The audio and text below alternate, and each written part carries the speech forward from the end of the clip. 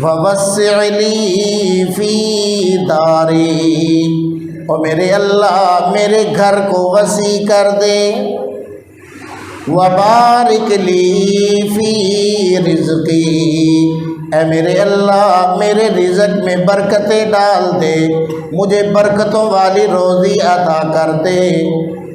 اللہم اجعلنی من التوابین،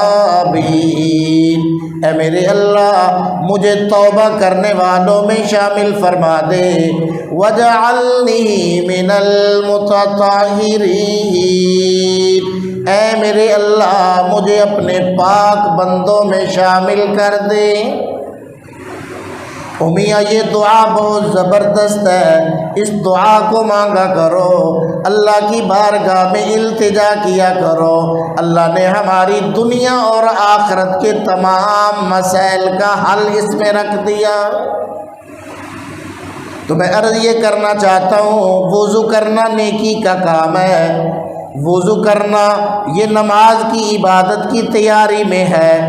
تو اس دوران بھی آپ صلی اللہ علیہ وسلم اللہ تعالیٰ سے مغفرت اور بخشش کی دعا کر رہے ہیں۔ پھر جب آپ وضو کر کے فارغ ہوتے ہیں تو اس کے بعد جو دعا پڑھی جاتی ہے اس کے آخر میں بھی یہی الفاظ ہیں، سبحانک اللہم وبحمدک اشہد ان لا الہ الا انت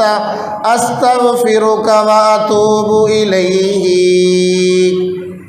وضو کرنے کے بعد جو دعا پڑھی جا رہی ہے اس دعا میں بھی اللہ تعالیٰ سے مغفرت اور بخشش کو مانگا جا رہا ہے۔ اس کے بعد ہم لوگ نماز پڑھتے ہیں، نماز پڑھ کر فارغ ہوتے ہیں، رسول پاک صلی اللہ علیہ وسلم ارشاد فرماتے ہیں، اے میرے صحابہ جو نماز کا سلام پھیرنے کے بعد 3 مرتبہ استغفار کرے گا، استغفر اللہ استغفر اللہ استغفر اللہ، 3 مرتبہ جو یہ کلمات کہے گا، اللہ جل شانہ اس کے تمام کے تمام گناہوں کو معاف کر دیتا ہے، اگرچہ سمندر کی جھاگ کے برابر ہی کیوں نہ ہو۔